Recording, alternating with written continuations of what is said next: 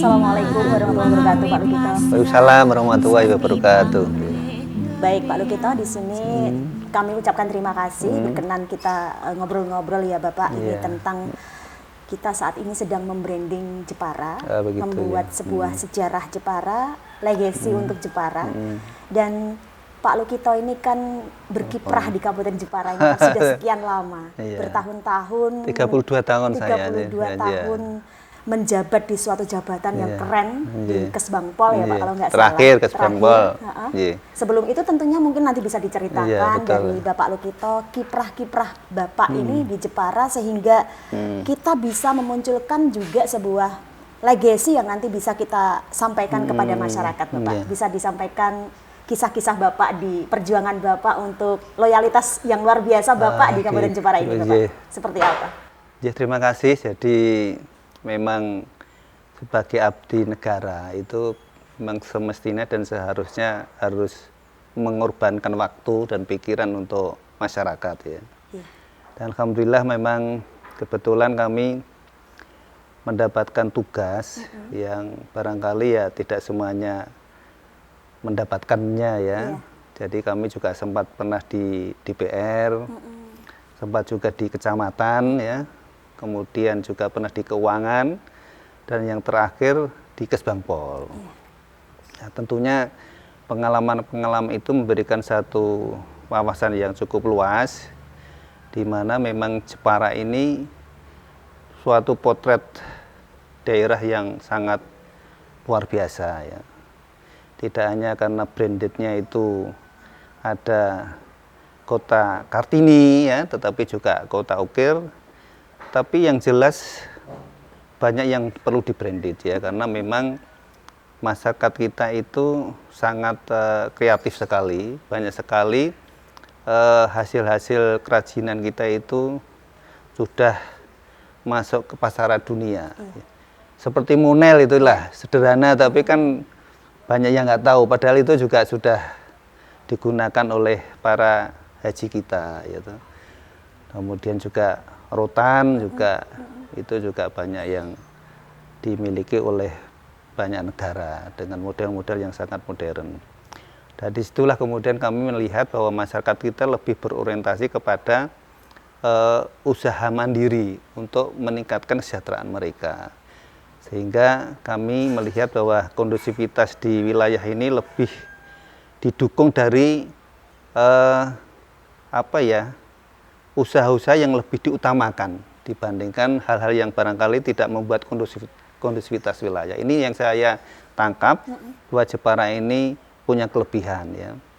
Meskipun sekarang agak bergeser dengan adanya banyak perusahaan-perusahaan yang ada di Kabupaten Jepara, tapi ciri khas itu kelihatannya juga insya Allah tidak akan hilang selama memang kebijakan-kebijakan itu nanti lebih berpihak pada mereka ya. Masalah kerajinan, masalah budaya dan sebagainya. Itu tergantung nanti bagaimana pengambil keputusan ya, pengambil kebijakan dalam ini adalah Bupati dan DPR itu untuk melakukan perlindungan terhadap ciri khas itu. Ya, karena memang bagaimanapun juga kita tidak bisa lepas dari kemajuan ya negara ini ya, sehingga banyak sekali budaya-budaya, produk-produk asing itu akan masuk di negara kita. Maka kita harus membentengi dari hal-hal tersebut supaya eksistensi dari ciri khas Jepara ini bisa kita pertahankan. Satu hal Bapak, sekian lama Bapak berkiprah di Jepara dari 32 tahun tadi sempat Bapak sampaikan. Ada pergantian pimpinan tentunya di sini, Bupati terutama. Sejak zaman Bupati siapa gitu bisa diceritakan Bapak, dan mungkin ada warisan-warisan beliau para bupati itu yang bisa kita branding gitu Bapak. Mungkin bupati ini meninggalkan sejarah tentang ini, monumen apa begitu, atau Tugu Tiga Patung, kemudian kura-kura di Pantai Kartini, itu bisa Bapak ceritakan itu peninggalan dari bupati siapa saja gitu loh Bapak. Karena kita cuma hanya mengetahui di periode Bapak Marzuki sampai ke sini gitu. Betul, saya masuk itu tahun 91. Jadi zamannya Pak Isom Prasetyo ya. Hanya sebentar saja, kemudian Pak Bambang, Pak Narto, Pak Indro, kemudian Pak Marzuki, Pak Andi, baru Pak PJ ini. Jadi cukup panjang memang. Tadi dari sekian pejabat yang memimpin Jepara ini memang semuanya punya andil terhadap kemajuan bangsa ini ya. Seperti Pak Isom ya, kita tahu bahwa beliau itu membranded tentang ukir Jepara sehingga sampai kemudian terkenal seluruh dunia. Bahkan formasi sampai 70 negara itu kita ekspor barang-barang mebel kita ya. Waktu zaman Pak Hisom itu Bapak menjabat sebagai siapa? Masih staf. Staf. Baru Pak Narto, enggak salah saya sudah di pertanahan itu ya. Masih pertanahan. Kemudian Pak Indro itu saya di Dewan ya, di sekretariat Dewan, kemudian di camat ya, saya camat di Pecangaan, ini zamannya Pak Indro. Kemudian Pak Andi, saya dan Pak Marzuki ya, Pak Andi dan Marzuki saya didahulukan menjadi Kabak Umum dan Kabak Kesra ya. Itu zamannya zamannya Pak Marzuki itu saya di Kabak Kesra dan Kabak Umum. Zamannya Pak Andi dan Pak Marzuki saya di naik pangkat di Kepala BPKD ya, kemudian bergeser ke Bagas Bangpol. Terakhir di Bagas Bangpol ya. Alhamdulillah apa yang kita jalankan ini menjadi catatan sejarah yang luar biasa ya. Bagaimana juga kita terima kasih pada beliau karena dengan jabatan yang tinggi apapun itu kan punya banyak peran di sana gitu. Tadi ya Pak ya, mungkin bisa Bapak sampaikan ketika zaman Pak Hisom itu yang paling berkesan di ini, kemudian ketika zaman Bapak Pak Narto, yang berkesan di apa gitu Bapak, satu persatu gitu? Kalau Pak Narto kelihatannya hanya Pak Bambang dan Pak Narto itu meneruskan kebijakan tentang pembangunan yang sifatnya umum lah ya, perbaikan jalan dan jembatan. Terus kemudian yang Pak Indro ini memang agak booming sedikit karena kita termasuk kategori daerah yang jalannya paling bagus ya. Meskipun sekarang sudah kalah dengan Demak, tapi paling bagus dulu. Kemudian juga tentang ini program-program yang sifatnya monumental itu kalau tidak salah ya ada ini kura-kura itu zamannya Pak Indro, terus museum Kartini sudah bagus itu zamannya Pak Indro itu. Kemudian menginjak Pak Marzuki dengan Pak Broto itu baru patung 3 itu. Patung 3 itu legasi pahlawan J. Kemudian Pak Andi ini ya itu juga hanya meneruskan aja ya. Namun beliau sempat membuat apa itu tapi belum jadi ya, belum bisa ya. Tapi nanti suatu saat bisa diteruskan yang lanjutnya kan bisa ya, karena memang kita harus punya ikon khusus ya. Kalau enggak ya kita kan di daerah pojok.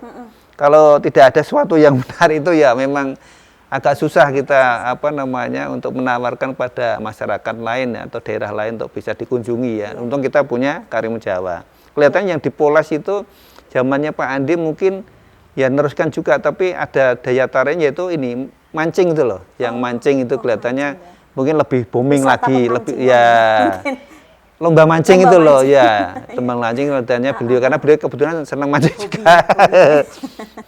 Kemudian kalau yang Pak PJ ini nggak tahu ini kalau luar biasa nih beliau nih kok banyak mendapat penghargaan ya. Betul. Kayak WTP ya, itu kan sudah zaman dulu, zamannya mulai Pak Indro WTP itu. Kemudian diteruskan sampai Pak Andi sampai sekarang ya, alhamdulillah. Terus kemudian yang Pak PJ ini ya banyaklah ya. Kayak kemarin kami memberikan penghargaan perhatian terhadap teroris ya, pencegahan teroris Jeparan. Terus penanganan narkoba kita kasih penghargaan juga beliau ya. Karena saya lihat itu memang Jepara ini khusus yang menyangkut dua hal ini kan menjadi perhatian khusus ya, dan kebetulan zamannya Pak PJ ini ada perhatian meskipun belum maksimal tapi ada perhatian dibandingkan oleh daerah-daerah lain ya. Kita sudah banyak menelurkan hasil seperti kalau yang teroris ini kita ada lembaga yang namanya FKPT satu-satunya di Indonesia. Itu zamannya Pak PJ. Jadi FKPT Forum Koordinasi Pencegahan Teroris itu satu-satunya lembaga yang dibentuk oleh Badan Nasional Pencegahan Teroris di Jakarta itu se-Indonesia. Kota, kabupaten yang ada di Indonesia. Yang lainnya provinsi, kita satu-satunya. Kaitannya dengan narkoba, ini juga kita ada perhatian khusus ya. Karena apa? Karena kebetulan juga zamannya Pak PJ ini kita bisa menelurkan relawan itu paling banyak, sekitar 1000 ya. Kemudian ada desa anti narkoba ada 23, itu nomor 3 se-Jawa Tengah. Iya, ya betulan di zamannya beliau ya. Iya. Kemudian yang ini terakhir nanti ada lembaga lagi yang namanya Kantor Imigrasi. Nah ini yang kelihatannya paling menarik ini. Nah ini sudah kita usulkan dan sudah ada kesepakatan zamannya Pak PJ ini diberi hibah kantor imigrasi untuk mengelola itu menjadi kantor imigrasi. Tapi ini belum ya Pak? Sudah proses. Sudah ya proses. tinggal ini menunggu. Ya insya Allah ini baru dimintakan pengukuran oleh BPN ya, oleh pihak aset. Nanti kalau sudah kemudian nanti ada perjanjian hibah antara pemerintah daerah dengan kantor imigrasi ya, karena pertimbangannya di Jepara ini paling banyak orang asingnya, mendekati 1000 orang. Paling banyak adalah Korea sampai 400, kemudian Jepang, kemudian Cina ya, kemudian India, kemudian haji kita paling tinggi juga. Ya nomor 3 lah, malah nomor 2, nomor 3 lah, karena biasanya itu Semarang, kemudian Solo, baru Jepara. Tapi kadang-kadang Solo dengan kita lebih banyak kita Jepara itu. Jadi zamannya Pak PJ ini alhamdulillah memang prestasinya luar biasa ini ya. Jadi hanya berapa ya mungkin 1,5 tahun ya, tapi penghargaan wah banyak sekali Pak. Iya. Saya hitung kemarin itu sudah 21.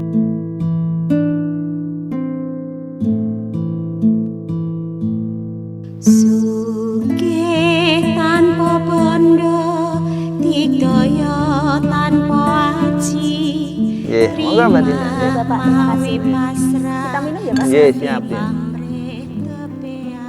Alhamdulillah. Baik Pak Lukito, tadi sempat Bapak sampaikan tentang FKPT tadi. Kami penasaran dengan FKPT, Forum Koordinasi Pencegahan Teroris. Di Kabupaten Jepara ini Bapak sebagai ketua, tadi sempat disampaikan gitu ya Bapak. Seperti apa itu program-programnya, gerakannya seperti gimana Pak? Jadi lembaga ini kan lembaga pusat yang dibentuk di daerah ya, dan di satu-satunya yang ada di Indonesia ya FKPT ini. Dan komponen dari FKPT ini dari beberapa unsur ya, unsur akademisi, unsur wartawan, kemudian unsur ulama ya, organisasi keagamaan ya. Dan alhamdulillah dari sekian anggota ini sudah memenuhi syarat kita ya. Dan dalam hal ini memang kita harus menunjukkan sebagai lembaga yang ada di kabupaten dan satu-satunya di Indonesia memang harus menunjukkan eksistensinya, jangan sampai kemudian dibentuk di pusat tapi tidak ada gerakannya. Yeah. Memang tugas dari FKPT ini lebih berorientasi pada edukatif ya, atau pencegahan ya. Karena memang untuk represifnya ada di Densus atau di kepolisian ya. Memang sebagai lembaga yang memberikan edukasi, kita lebih banyak pada pendidikan tentang bahaya terhadap paham radikalisme ya. Paham radikalisme ini memang ke arah ke teroris ya, sehingga memang kita lakukan baik itu di lembaga pendidikan ya, seperti di sekolah-sekolah maupun di universitas, dan juga di tempat-tempat pondok-pondok ya atau madrasah ya, kemudian juga di masyarakat. Dan itu kita lakukan bahkan kemarin kalau tidak salah awal-awal tahun kemarin itu awal atau akhir tahun 2023 kemarin itu sempat juga kita mengundang dari mereka dari BNPT, Pak Profesor Dr. Irfan ya, kebetulan Pak Ketuanya ada acara di luar negeri sehingga tidak bisa hadir, sehingga mewakilkan kepada Pak Direktur ya. Dan memang kita beri kesempatan untuk anjang sana dan sekaligus memberikan edukasi ya. Ini satu bentuk memberi fasilitasi kepada pusat supaya tahu bahwasanya keberadaan FKPT ini sangat penting dan kita buktikan dengan dihadirkan oleh pihak dari pusat. Ya, ini sebagai membentuk eksistensi. Kemudian FKPT sendiri setelah itu memang tetap mempunyai rencana kerja yang salah satunya yaitu kita ada kerjasama FKPT dengan IPMI ya, Ikatan Perempuan Muslim Indonesia. Kebetulan mereka itu bergerak di bidang UMKM ya, yaitu usaha menengah kecil dalam bentuk makanan-makanan dan juga kuliner di situ, bahkan ada kopi.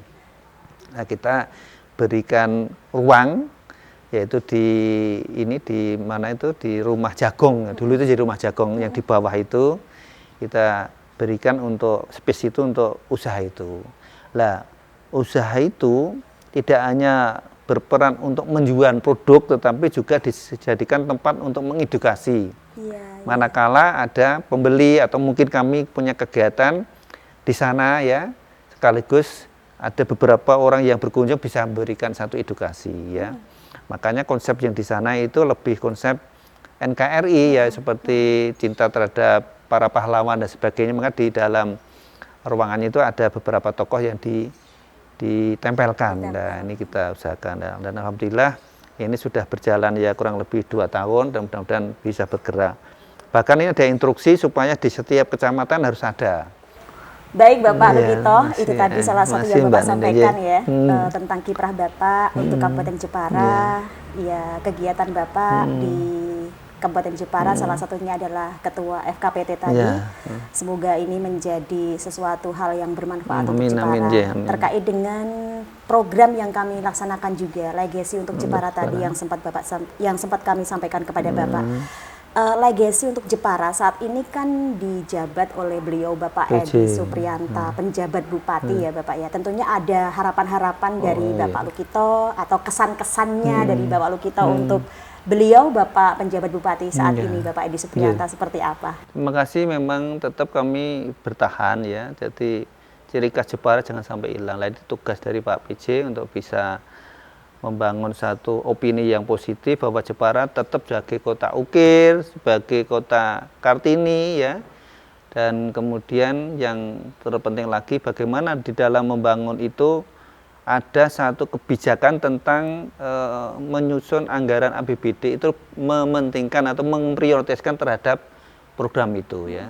Sehingga itu menunjukkan ada keberpihakan terhadap apa yang kami sampaikan supaya ciri khas Jepara ini agar tetap bertahan sampai kita selamanya lah ya, karena itulah yang bisa kita tawarkan terhadap yang lain, daerah lain atau negara lain ya. Baik, terima kasih Bapak Lukito, semoga ngobrolan kita bermanfaat untuk semua dan tentunya Jepara ke depan semakin bangkit. Amin. Assalamualaikum warahmatullahi wabarakatuh.